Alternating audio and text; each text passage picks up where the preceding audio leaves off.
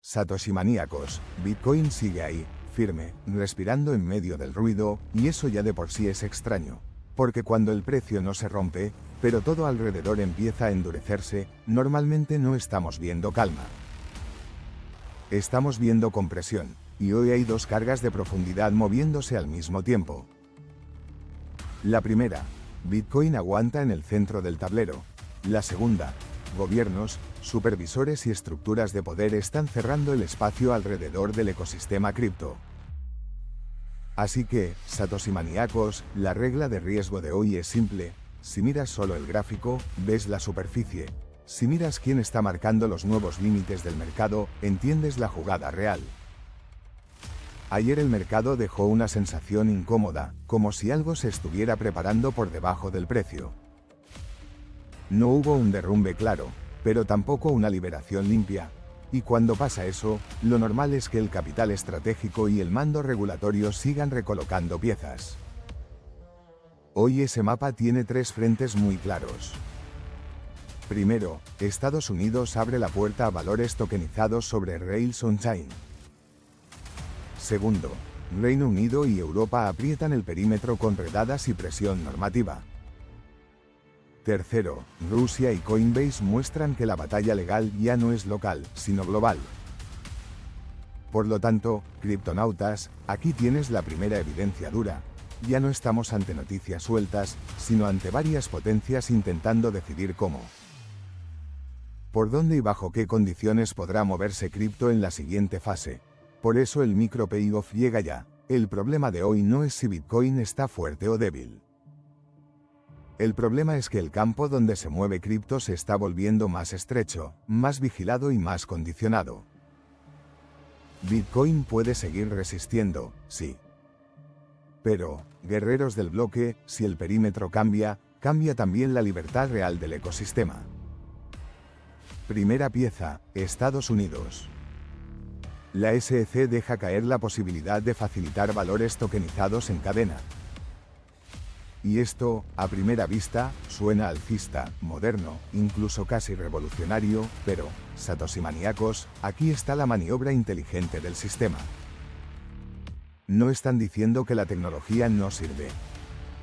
Están diciendo que sí sirve, y precisamente por eso quieren integrarla dentro de sus reglas.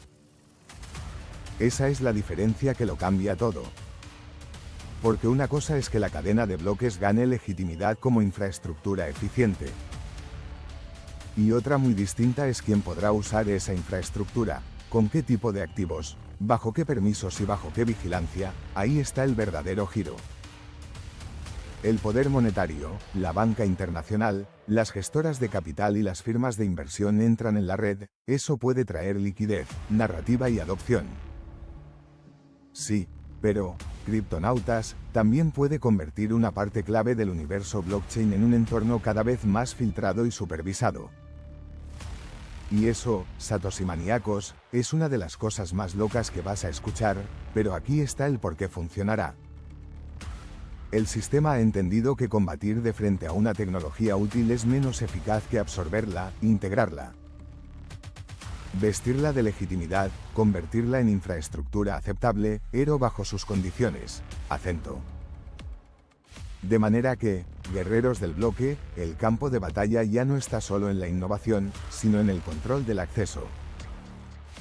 La red distribuida puede seguir creciendo, el sistema Bitcoin puede seguir vivo. Pero el tramo más rentable y más conectado al gran dinero puede acabar reservado para quienes acepten el nuevo marco. Segunda pieza, Reino Unido y Europa. Aquí el movimiento ya no es elegante, aquí es directo. Reino Unido ha lanzado redadas contra el comercio ilegal de criptomonedas entre pares. Esto no solo afecta a quienes operan fuera de la ley. El mensaje profundo es otro: el sistema quiere recortar las rutas que escapan al radar. Quiere empujar la actividad hacia corredores más bancarizados, más trazables y más dependientes del núcleo financiero. Al mismo tiempo, Europa sigue apretando con mica. Y aunque en el papel se vende como claridad, orden y seguridad, en la práctica para muchas estructuras pequeñas puede significar otra cosa: más coste, más cumplimiento, más carga legal y menos margen para competir contra actores con músculo jurídico y conexiones con la banca corporativa. Lo que parece protección también puede convertirse en filtro. Lo que parece orden también puede favorecer concentración. Esto puede ser confuso, pero es bastante simple: si regular cuesta mucho, sobreviven mejor los grandes. Si cumplir exige más estructura, aguantan mejor los que ya están cerca del poder financiero. Y si operar libremente se vuelve más difícil, la actividad acaba desplazándose hacia el centro del sistema. No es un apagón repentino de la descentralización. Es algo más sutil, es un estrechamiento progresivo del espacio donde esa descentralización puede moverse con comodidad. Y aquí es donde me di cuenta de algo extremadamente interesante. Reino Unido, Europa y Estados Unidos no están actuando exactamente igual, pero sí empujan en la misma dirección: menos periferia libre. Más carriles autorizados, más peso para las plataformas alineadas con el sistema. Por lo cual, Satoshi maníacos, eso no destruye cripto, lo redibuja. Tercera pieza: el frente global. Rusia avanza hacia un marco que podría castigar con más dureza ciertas actividades cripto no autorizadas, mientras Coinbase lleva su choque con Nueva York a un tribunal federal. A primera vista parecen historias separadas, pero, guerreros del bloque, en realidad forman parte de la misma mutación.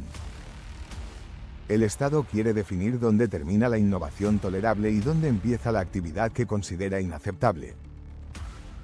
Y déjame explicarte por qué esto es enorme: porque cuando ves a Estados Unidos explorando exenciones para tokenización, a Reino Unido cerrando rutas P2P, a Europa elevando barreras con MiCA, a Rusia endureciendo el frente legal y a Coinbase peleando por jurisdicción, ya no estás viendo titulares desconectados, estás viendo una carrera global por fijar las reglas del nuevo sistema monetario digital.